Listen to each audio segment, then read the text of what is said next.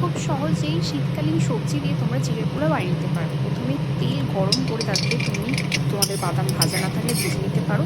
এরপরে বাদাম ভাজা হয়ে গেলে বাদামগুলো তুলে নিয়ে মনের পছন্দ মতো তোমরা সবজি দিতে পারো। আমি এখানে একটু বিনস, গাজর আর পেঁয়াজগুলি কুচিয়ে নিয়েছিলাম, সেগুলোকেই একে একে ভেজে নিচ্ছি। তার সাথে আমি একটু টমেটো দিয়ে দিয়েছিলাম।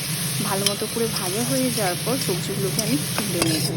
এরপরে আমি আরেকটু তেল গরম করে এতে আমি একটু শুকনো লঙ্কা ফোড়ন আর সর্ষে ফোড়ন দিয়ে কোচানো পেঁয়াজ দিয়ে দেবো। পেঁয়াজগুলো হালকা ভাজা হয়ে গেলে সবজিগুলোকে আবার দিয়ে টমেটো দিয়ে দেবো। দেওয়ার পরে আমি এখানে একটু বাদাম আর তারপরে কিশমিশ, কাজু এগুলো অ্যাড করে দেবো। আর চিড়েটাকে আমি আগে থেকে ভিজিয়ে একটু ছেঁকে নিয়ে নুন চিনি মাখিয়ে রেখেছিলাম, সেই চিড়েটাকে দিয়ে ভালো করে নেড়ে নেওয়ার পর আমার যখন চিড়েটা হয়ে আসবে একদম শেষে আমি একটু লেবুর রস দিয়ে দেবো।